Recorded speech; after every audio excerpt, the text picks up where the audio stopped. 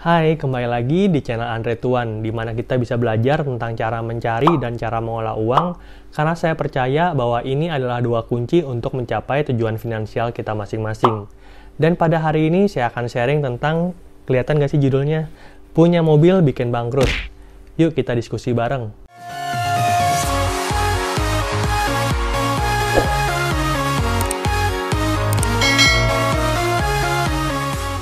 Nah, buat kalian yang belum subscribe channel ini, silahkan klik tombol subscribe yang ada di pojok kanan bawah, supaya kita bisa belajar bareng-bareng bagaimana caranya mencapai tujuan finansial. Dengan klik tombol subscribe, kita bisa mempersiapkan masa depan kita masing-masing dengan lebih baik, dan mendukung channel ini untuk mencapai 10.000 subscriber sebelum tahun 2021. Kalau kalian sudah klik tombol subscribe, yuk kita mulai pembahasannya. Memiliki mobil memang menjadi impian dari banyak orang ya. Mobil dianggap sebagai simbol kesuksesan. Salah satu alasannya adalah karena mobil merupakan barang mewah kayak gitu ya. Nah, sepertinya sih kamu nggak akan menemukan orang kaya yang nggak punya mobil kayak gitu ya. Malah kalau dia nggak pakai mobilnya, ya minimal dipajang lah ya. Dan menurut saya kalau orangnya semakin kaya, semakin banyak tuh mobilnya yang dipajang di garasi. Bener nggak sih? Ada beberapa alasan yang menyebabkan mobil itu menjadi barang mewah dan dianggap sebagai sesuatu yang positif oleh banyak orang kayak gitu ya. Di sini saya sudah menuliskan 3 alasan kenapa mobil itu dianggap sebagai barang mewah. Yang pertama adalah kenangan kayak gitu ya. Kebaca nggak sih tulisannya? Nah, kenangan itu maksudnya kayak gini. Setiap orang itu pasti memiliki ingatan yang berkesan terhadap pengalaman mereka ketika mengendarai ataupun memiliki mobil pertama. Dan kalau buat saya sendiri, pengalaman saya yang paling berkesan ketika memiliki mobil itu adalah ketika belajar mengendarai mobil bareng papa saya gitu ya di kota Palangkaraya. Nah, di kota Palangkaraya itu kan sebenarnya kotanya nggak terlalu rame. Jadi papa saya itu ngajarin saya untuk ngemudiin mobil itu di jalan kayak gitu ya, di jalan raya. Karena di jalan raya di sana itu lebar gitu ya, dan mobilnya nggak terlalu banyak. Jadi peluang untuk kecelakaan itu kecil lah ya. Nah, singkat cerita, saya diajarin papa saya selama 2 hari kayak gitu ya, setiap pagi kurang lebih selama 1-2 jam. Dan pada hari yang ketiga saya dilepas untuk ngemudiin sendiri, dan pesan papa saya cuma satu. Kamu coba aja belajar sendiri, yang penting di jalan raya, jangan masuk-masuk gang dulu atau jangan ngebut-ngebutan dulu. Nah, dasarnya anak muda, kalau nggak ngelanggar perintah orang tua itu bukan anak muda namanya. Nah, waktu itu tuh saya ngelanggar dengan masuk ke jalan-jalan kecil, jalan-jalan tikus kayak gitu ya. Dan karena alasannya cuma satu, kalau kalian ngemudiin mobil itu, kalian pernah ngerasa bosan nggak sih kalau jalannya lempeng, lebar, sepi gitu kan, bosen kan, nggak ada belok kanan, nggak ada belok kiri. Nah, itu makanya saya maksain mobilnya untuk masuk ke jalan yang lebih kecil. Nah, sialnya saya itu nyerempet motor kayak gitu ya, sehingga mobilnya ngebaret. Ya, alhasil saya waktu itu takut pulang ke rumah kayak gitu ya. Tapi berhubung waktu itu saya lagi tinggal di asrama, besoknya itu saya harus kembali ke asrama. Jadi saya itu dimarahin papa saya itu cuma 1 hari waktu itu ya, cuma setengah hari malah. Karena besoknya saya harus terbang kembali ke Yogyakarta. Jadi asrama saya dulu tuh di Magelang ya, mungkin kalian tahu. Nah, kalau buat kalian sendiri, pengalaman apa sih yang paling berkesan ketika sedang memiliki atau mengendarai mobil kayak gitu ya? Itu adalah salah satu alasan kenapa mobil itu selalu, kalau diingat tuh menyenangkan kayak gitu. Dan alasan yang kedua adalah mobil dianggap sebagai barang yang mewah kayak gitu ya, karena alasan pekerjaan. Kita bisa berpindah dari titik X ke titik Y, itu nggak kehujanan kayak gitu ya. Beda sama kalau kita naik motor. Kalau naik motor itu kan, kalau misalkan awannya gelap sedikit, udah takut mau keluar kan. Apalagi kalau kita nggak punya jas hujan ya. Tapi kalau kita naik mobil itu, cuaca apapun ya kita terjang aja kayak gitu ya. Dan dalam beberapa kesempatan juga naik mobil itu jauh lebih cepat dibandingkan dengan naik motor kayak gitu ya, karena kita bisa lewat jalan tol kan. Nah, dan yang berikutnya mengenai pekerjaan, kita itu juga bisa menggunakan mobil untuk mencari penghasilan tambahan. Contohnya adalah dengan menjadi bergabung di Gojek sama Grab, dengan menjadi Gokar sama GrabCar kayak gitu ya. Nah, nanti kita jadi driver, setelah kita nganterin penumpang sampai di tujuan, kita mendapatkan pemasukan kayak gitu. Dan berikutnya adalah sales kayak gitu ya. Nih, ini Menurut saya sih iya banget ya. Jadi kalau misalkan salesman kayak gitu ya, apalagi yang namanya sales properti ataupun sales asuransi, itu penting banget tuh buat mereka punya mobil. Karena kita itu menganggap mereka adalah sales yang sukses kalau mobil mereka itu mewah kan. Nggak mungkin kalau dia naiknya Brio gitu, kayaknya nggak mungkin ya. Pasti naiknya BMW, naiknya Lamborghini kayak gitu ya. Pokoknya mobil-mobil mewah lah ya. Jadi kita akan lebih respect gitu ya sama sales-sales yang naik mobil mewah kan. Dan kita akan lebih cenderung untuk membeli mobil sama mereka kayak gitu ya. Nah, makanya memiliki mobil itu juga sangat penting nih buat para sales khususnya. Nah, dan yang terakhir nomor 3, kenapa mobil itu dianggap sebagai barang mewah, itu adalah status sosial ya.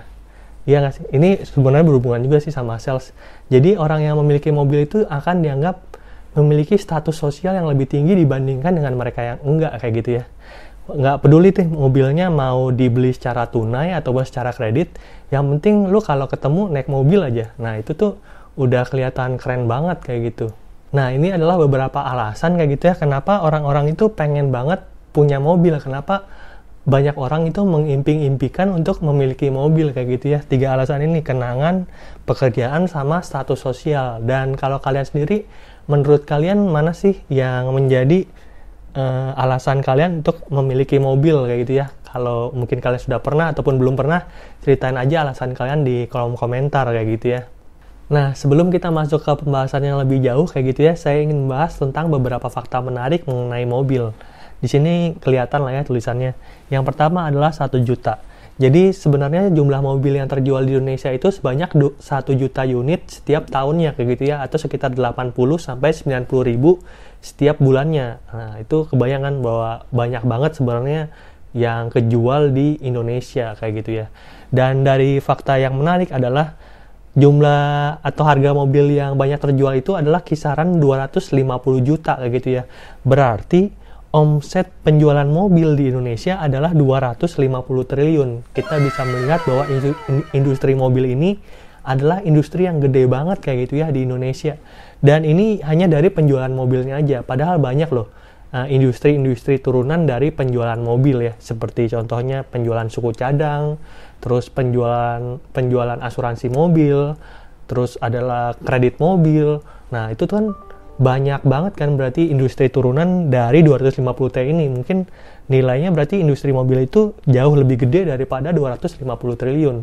Nah, nilai yang sebesar ini nih berarti industri mobil itu memiliki dampak yang besar kayak gitu ya terhadap pekerjaan dan banyak orang kayak gitu ya. Jadi makanya kita tuh harus mendukung industri ini supaya tumbuh dan berkembang di Indonesia kayak gitu ya. Nah, dan fakta menarik kenapa bisa terjual sebanyak ini, ternyata budget belanja iklan untuk produk mobil itu sebesar 1 triliun setiap tahunnya kayak gitu ya. Nah, ini makanya nih peluang yang gede banget sebenarnya di industri mobil. Jadi buat kalian, ayo kita dukung kayak gitu ya penggunaan mobil dalam negeri supaya makin banyak tercipta lapangan kerja ya. Oke, mungkin itu aja ya fakta menarik mengenai industri mobil, dan sekarang kita masuk ke dalam inti videonya. Kenapa saya bilang orang yang punya mobil itu bisa bikin bangkrut? Nah, saya mencatat setidaknya ada 3 alasan ya kenapa seseorang yang punya mobil itu bisa bikin bangkrut, khususnya bagi mereka yang nggak siap ya. Yang pertama adalah kredit, yang kedua adalah depresiasi, dan yang ketiga adalah perawatan kayak gitu ya. Nah, fakta menarik lagi nih dari dunia permobilan kayak gitu ya. Ternyata mayoritas orang membeli mobil pertama mereka itu adalah dengan menggunakan kredit dari bank kayak gitu ya, ataupun kredit dari multifinance, bukan pakai uang tunai. Dengan begitu kan berarti bikin rugi ya sebenarnya, karena mereka harus membayarkan bunga kepada bank ataupun kepada multifinance tersebut. Nah, yang lebih mirisnya lagi nih, mereka beli barang secara kredit dengan harga yang jauh lebih mahal untuk barang yang terdepresiasi. Kalian ngerti nggak arti depresiasi? Jadi depresiasi itu artinya adalah nilainya turun seiring dengan perkembangannya waktu kayak gitu ya. Dan fakta menarik nih dari mobil, begitu mobil itu kita beli dan kita keluarin dari tokonya, kita hidupin nih starternya ya, terus kita keluarin dari tokonya dengan keadaan sudah terbeli ya, itu nilainya langsung turun 10% man. Nah, mungkin kita biar langsung kebayang, saya kasih contoh aja. Jadi kalau misalnya kita beli mobil Avanza nih, harganya 250 juta, kita baru beli, kita keluarin toko, terus tiba-tiba kita berubah pikiran, kita ingin jual lagi tuh mobil. Nah, nggak ada tuh orang yang mau beli dengan harga 250 juta. Nilainya akan turun sebesar 10%. Jadi nilainya akan menjadi 225 juta, atau uang kita langsung akan menguap 25 juta ya. Nah, jadi aneh nggak? Kita beli barang dengan harga yang lebih mahal, dengan nilainya itu semakin turun. Nah, beda sama investasi ya. Jadi kalau kita beli mobil itu, makanya mobil itu nggak bisa kita sebut sebagai aset ataupun sebagai investasi, tapi lebih sebagai barang yang terdepresiasi kayak gitu ya. Makanya mobil itu dianggap sebagai barang mewah, sehingga hanya orang-orang golongan menengah ke atas aja yang kayaknya cocok gitu untuk beli mobil ya. Nah, fakta berikutnya adalah nilai mobil itu biasanya turun sebesar 50% dalam jangka waktu 6 tahun ya. Jadi kalau tadi kita beli mobil harganya 250 juta, begitu keluar dari toko harganya jadi 225 juta, terus 6 tahun kemudian harganya jadi 125 juta ya, turun 50% dari harga pembelian pertamanya. Nah, makanya mobil itu kita sering sebut sebagai liability gitu ya, sebagai liabilitas, karena dia mengurangi harta kita. Nah, dan alasan berikutnya kenapa punya mobil itu bikin bangkrut adalah perawatan. Jadi jangan lu kira ya kalau kita sudah belinya secara kredit, misalnya aja kita kreditnya itu 4 juta, terus pengeluaran kita di mobil selesai sampai situ. Enggak men, masih banyak pengeluaran lain ketika kita punya mobil. Salah satunya adalah asuransi. Asuransi itu harganya juga lumayan. Terus ada perawatan ataupun servis, kan kita perlu servis tuh mobilnya setiap beberapa bulan sekali. Terus ada biaya suku cadang kalau misalkan ada apa-apa sama mobilnya, apalagi kalau mobilnya sudah lumayan tua kayak gitu ya, udah berumur 3 tahun, 4 tahun, nah itu tuh udah mulai ada aja penyakitnya kayak gitu ya. Nah, sampai di sini saya harapkan kalian ngerti kayak gitu ya, bahwa ada 3 hal yang menyebabkan kita bisa bangkrut ketika kita memaksakan diri untuk membeli mobil. Yang pertama adalah kredit, di mana kita membeli barang yang mobil tersebut dengan harga yang lebih mahal. Yang kedua adalah terdepresiasi, di mana harga mobil tersebut akan segera turun ketika kita membelinya. Dan yang ketiga adalah perawatan, di mana ada biaya maintenance untuk merawat mobil tersebut supaya bisa kita gunakan enak seperti pertama kali kita membeli. Nah, sekarang kita masuk aja ke contoh yang lebih nyata kayak gitu ya, kenapa punya mobil itu bisa bikin orang bangkrut kayak gitu ya. Kan tadi alasan pertamanya adalah kredit ya. Dan fakta lagi nih dari dunia permobilan di Indonesia, bahwa mobil yang paling banyak laku itu adalah Honda Brio dan Toyota Avanza kayak gitu ya. Karena emang range harganya itu kayaknya cocok sama orang Indonesia yang kebanyakan golongan menengah ya. Nah, harga Honda Brio dan Avanza sendiri itu dari kisaran antara 200 sampai 300 juta ya, kita anggap aja rata-ratanya 250 juta ya. Dan kalau kita pengen membeli mobil seharga 250 juta, itu kan tadi saya bilang mayoritas orang Indonesia belinya pakai kredit ya. Dan saya didukung sama fakta juga, ternyata tuh sekitar 80% nih teman-teman orang-orang yang beli mobil pakai kredit. Jadi kalau misalkan kita mau beli mobil 250 juta, aturannya itu kalau kita mau beli mobil, kita harus DP-in dulu mobilnya sebesar 20% ataupun 50 juta ya. Jadi ada sisa 200 jutanya lagi, itu pakai kredit nih teman-teman. Nah, jadi ada 200 juta yang kita perlu biayai dengan kredit. Dan untuk kredit 200 juta ini ya, saya pakai kalkulator, itu cicilannya sebesar 4 juta rupiah selama 72 bulan. Gede banget ya, 4 juta rupiah selama 72 bulan. Makanya saya bilang mobil ini menjadi impian banyak orang kayak gitu ya, dan dianggap sebagai barang mewah karena sama UMR aja hampir mirip men. Masa lu mau beli mobil tapi nggak makan, kan nggak mungkin ya. Makanya mobil ini dianggap sebagai barang mewah karena nggak semua orang mampu beli kayak gitu ya. Nah, saya ingin ngajak teman-teman kayak gitu ya untuk berdiskusi sedikit. Kalau misalkan kita beli mobil 4 juta, terus selama 72 bulan, itu kan sayang banget ya, karena aset mobil itu kan sebenarnya adalah liability gitu ya, sebagai pengurang harta, bukan penambah harta kayak gitu ya. Nah, gimana kalau misalkan kita 4 jutanya ini daripada kita beliin mobil, mendingan kita investasiin kayak gitu ya. Kita lihat gimana hasilnya. Dan kan kalau misalkan kita investasi itu ada beberapa instrumen ya, seperti deposito, reksadana, dan kalau misalkan jangka waktu 6 tahun itu rekomendasinya kan adalah instrumen yang lebih berisiko, seperti reksadana campuran ataupun reksadana saham kayak gitu ya. Atau kalau misalkan kalian punya ilmunya, malah langsung terjun aja untuk beli sahamnya sendiri. Nah, itu return rata-rata yang dianggap aman itu adalah 10% sampai 12%. Saya ambil yang paling rendah aja, itu 10% ya. Nah, kalau uang 4 juta setiap bulan ini nggak kita beliin mobil, tapi kita investasiin, tahu nggak teman-teman, setelah 72 bulan itu uangnya jadi berapa? Totalnya itu jadi 395 juta ya. Jadi 395 juta. Nah, segini nih. Padahal teman-teman itu cukup berkontribusi 288 juta aja. Jadi, dengan menabung 4 juta setiap bulan di instrumen investasi, dengan anggapan asumsi yieldnya itu 10%, kita itu bisa ngasilin 395 juta, padahal uang yang kita tabung itu cuma 288 juta, atau sebenarnya kita tuh ada selisih 107 juta gitu ya. Kelihatan nggak? 107 juta. Nah, ini selisih antara ini sama ini itu 107 juta nih teman-teman. Jadi itu adalah efek dari compounding interest ataupun bunga berbunga. Nah, jadi daripada kalian milih untuk beli mobil kayak gitu ya, untuk beli mobil sekarang, ada strategi nih untuk beli mobilnya. Jadi jangan beli dulu mobil kalian, tapi tunda dulu untuk beli mobil yang kalian mau, yang harganya tadi 250 juta, tapi beli aja mungkin mobil yang lebih murah, atau beli mobil bekas yang harganya lebih murah kayak gitu ya.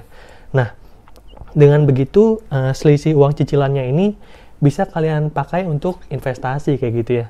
Dan setelah investasinya itu uangnya sudah terkumpul cukup banyak ya, kalian bisa jual kayak gitu ya mobil pertama yang sudah kalian beli, entah itu mobil baru ataupun mobil bekas dengan harga yang lebih murah. Nah, hasil uang dari penjualan mobil ditambah dengan hasil investasi kalian bisa belikan mobil yang lebih mahal, yang jauh lebih baik dibandingkan dengan mobil pertama yang ingin kalian beli kayak gitu teman-teman. Nah, ini adalah strategi untuk membeli mobil ya. Jadi sepanjang kalian bisa menunda keinginan kayak gitu ya, saya yakin di masa depan kalian bisa membeli mobil yang jauh lebih baik dibandingkan dengan apa yang kalian inginkan sekarang kayak gitu. Yang penting kuncinya adalah pengendalian diri kayak gitu ya teman-teman. Nah, aku pengen ngajak teman-teman untuk membayangkan sedikit lagi kayak gitu ya. Gimana kalau uang 4 juta ini nggak kita tabung selama 72 bulan kayak gitu, tapi kita tabung dengan jangka waktu yang lebih lama, selama 20 tahun teman-teman. A few moments later. Kalau tadi kan kita bisa dapat 100 juta kalau nyimpan uangnya selama 6 tahun ya. Nah, gimana kalau kita nyimpannya uangnya itu 4 juta dan dapat yield 10% selama 20 tahun? Teman-teman itu ternyata bisa ngasilin uang sebesar 3 miliar ya. Nah, 3 miliar itu kan angka yang gede banget ya. Padahal kontribusi kita tuh cukup 960 juta, ataupun kita mendapatkan keuntungan sebesar 2 miliaran ya, 2 miliar lebih ya dari hasil bunga berbunga ataupun compounding interest. Nah, mungkin teman-teman bingung kayak gitu ya, ini dapat angka 3 miliar dari mana? Kalian mungkin bisa nonton video saya yang ini, itu tentang cara menghitung time value of money ya, ataupun nilai waktu dari uang. Di situ ada penjelasannya lengkap kok tentang gimana sih bisa dapat angka 3 miliar ini ya. Nah, kalian nonton aja video itu kalau kalian ingin mengenal lebih lanjut tentang nilai waktu dari uang ataupun time value of money. Nah, mungkin itu aja ya yang bisa saya bagikan tentang kepemilikan mobil yang bisa bikin kita bangkrut. Semoga video ini bisa memberikan kita mindset yang baik tentang mengelola kredit dan investasi buat masa depan kita nanti untuk mencapai tujuan keuangan kita masing-masing. Kalau misalkan kalian mau menunda gratifikasi selama 20 tahun, kalian bisa dapat 2 miliar, mungkin itu kelamaan ya. Tapi kalaupun teman-teman cuman bisa menundanya selama 6 tahun, teman-teman tuh masih dapat 100 juta, idenya kayak gitu ya. Nah, mungkin semoga mindset ini bisa kita dapatkan dan semoga kita bisa mengolah keuangan kita lebih baik lagi sehingga kedepannya kita bisa mencapai tujuan keuangan kita masing-masing. Nah, mungkin itu aja dulu yang bisa saya bagikan pada hari ini. Kalau misalkan kalian suka dengan video kayak gini, silahkan tinggalkan like. Untuk mendukung channel ini dan menyemangati saya untuk membuat video yang lebih baik lagi. Dan kalau misalkan kalian merasakan manfaat dari video ini, silakan share video ini ke satu orang teman kalian supaya teman kalian itu bisa tahu ya tentang prinsip bahwa mobil itu nggak melulu bikin kita terlihat lebih keren, tapi kita juga perlu pertimbangkan efek finansial yang ada di belakangnya kayak gitu ya. Nah, kalau misalkan kalian ada ide saya bikinin video apa, silahkan tinggalin aja juga di kolom komentar, nanti saya akan coba buatin. Oke, mungkin segitu dulu aja. Sampai jumpa di video saya berikutnya. Dadah.